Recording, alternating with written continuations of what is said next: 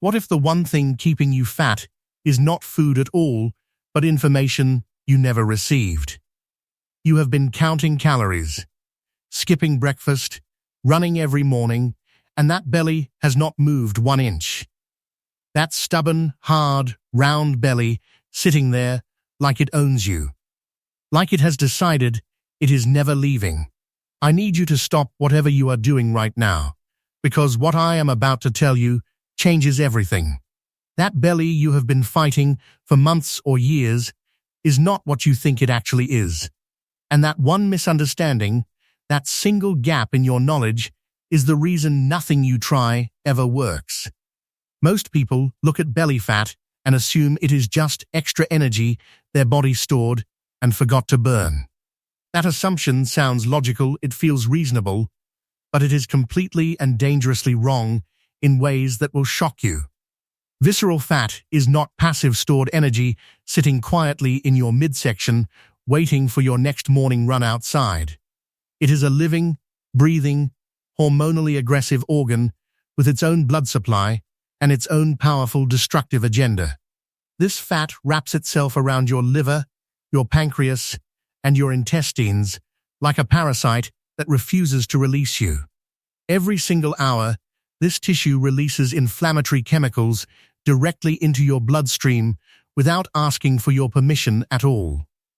It is sending signals that make your body resistant to insulin, resistant to burning fat, resistant to any change. The more inflamed it becomes, the more aggressively and intelligently it defends itself from every diet plan you try. When you starve yourself trying to lose it, visceral fat does not shrink even a single measurable millimeter at all. It panics. And a panicking body does the complete opposite of what you desperately need it to do right now. Your body interprets starvation as a life-threatening emergency and immediately locks your midsection down as its #1 survival reserve. This is not a willpower failure. This is not laziness hiding behind excuses or a character flaw inside you. This is your ancient survival biology doing precisely and perfectly what millions of years of evolution designed it to do. The people failing at losing belly fat are not failing because they lack discipline, dedication, or genuine motivation at all. They are failing because they are fighting the wrong battle using completely wrong weapons aimed at entirely the wrong target. The real battle happening inside your body right now is not caloric, not about portions, not about exercise frequency either. The real battle is chemical, hormonal, and deeply biological, in ways that most people are never once taught or shown. Today, everything changes, because I am going to give you 5 foods that speak directly to visceral fat's own chemistry. These are not trendy superfoods pulled from the cover of some wellness magazine trying to sell you expensive green powders. These are specific medicinal compounds your body is biologically starving for right now and has been missing for a long time. Each one of these 5 foods targets a completely different layer of the biological system, keeping visceral fat locked inside you. We are going to talk about the hormone that literally commands fat cells to self-destruct when its levels are high enough. We will reveal the specific fiber that physically builds a wall inside your gut to stop insulin spikes completely dead. And we are going to uncover the one mineral deficiency keeping your nervous system in silent emergency mode 24 hours daily. But food number 5 is the one I absolutely need you to stay for, because the science behind it is extraordinary.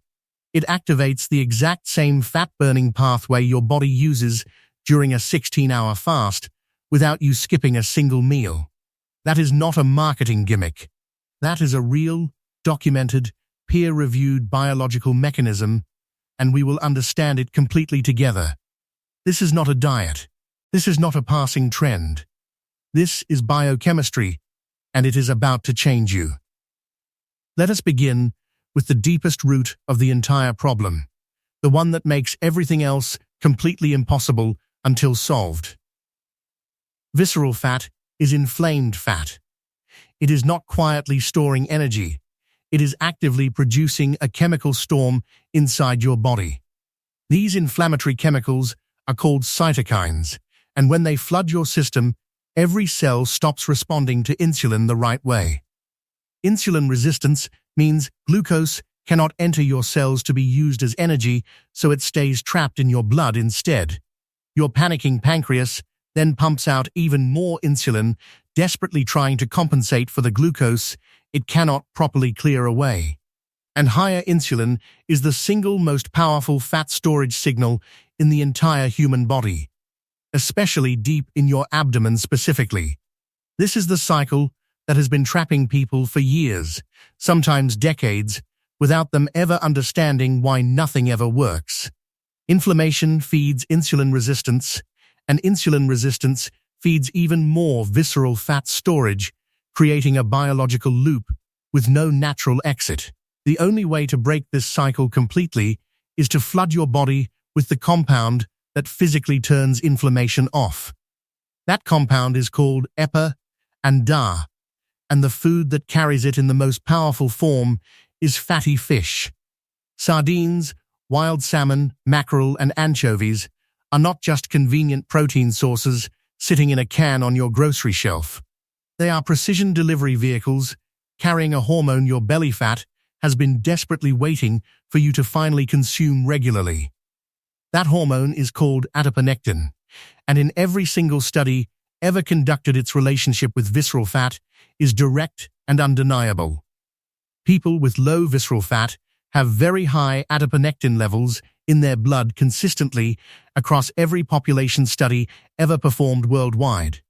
People with high visceral fat have critically, dangerously low adiponectin, and this is not a loose correlation or casual coincidence at all. This is a direct biological cause and effect relationship that has been proven repeatedly in controlled clinical research around the entire world.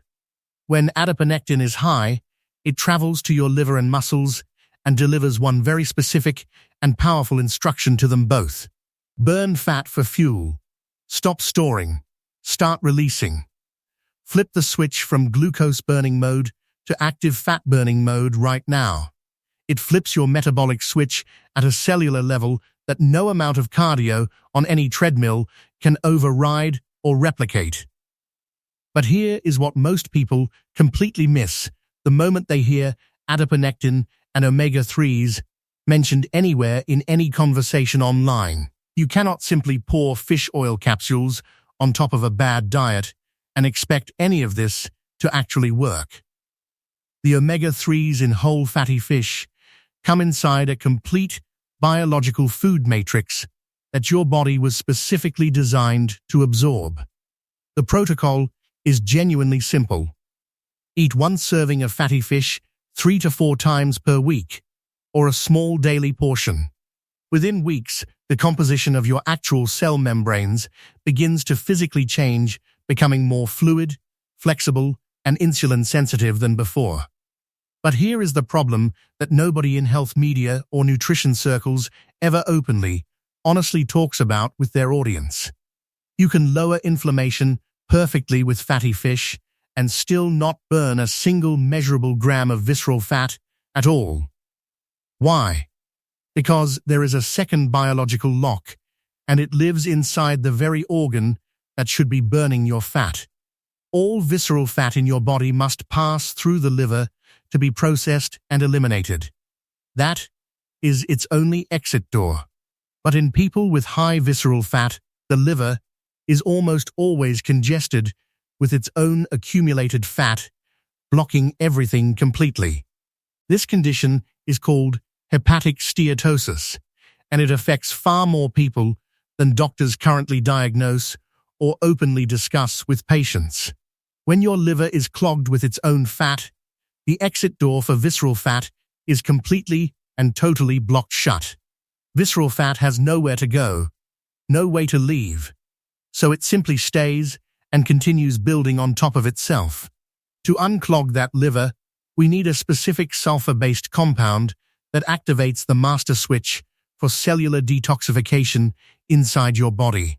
That compound is called sulforaphane, and the food group that delivers it most powerfully is one you have definitely already heard of. Cruciferous vegetables, specifically broccoli sprouts, arugula and kale, contain sulforaphane in concentrations that directly activate something called the NRF2 pathway. NRF2 is the master switch for antioxidant defense and detoxification enzymes inside your liver cells, and it is incredibly powerful.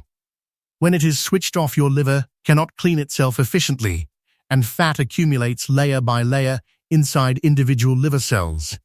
When you eat these bitter greens and that NRF2 switch activates, your liver's detox enzymes turn on aggressively and immediately start working. These enzymes strip accumulated fat and toxins from individual liver cells and package them for elimination through bile and your digestive system. But cruciferous vegetables do something else that almost nobody openly talks about, and it directly explains why belly fat is so hormonal. They contain a molecule called DIM, diindolylmethane, which helps your body metabolize and safely eliminate excess estrogen and harmful estrogen metabolites completely. Bad estrogen metabolites are a direct hormonal signal telling your body to aggressively store fat in the midsection and hip area. By eating cruciferous vegetables every single day, you are not just cleaning your congested liver from the accumulated damage of years past. You are actively dismantling and clearing the hormonal environment that has been quietly instructing your body to store belly fat daily. Now you have lowered inflammation with fatty fish, and you have unclogged your liver with the power of cruciferous vegetables daily. But you are still not finished, because there is a third biological system working against you every hour of every single day. And it is the one you actually feel in your body every morning when you wake up exhausted before your day starts. Your nervous system, specifically your stress response, your cortisol levels, and what chronic low-grade stress is doing to your midsection right now.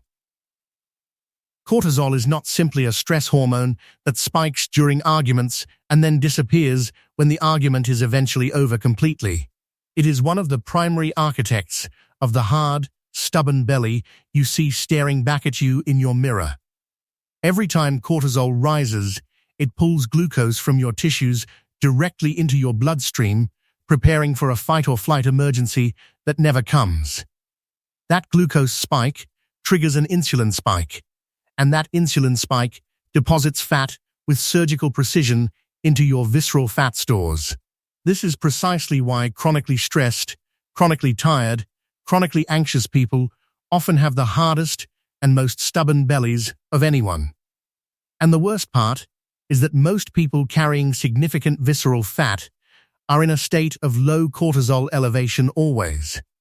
Not from one dramatic life stressor, but from a constant background hum of financial worry, poor sleep, and digital overstimulation daily.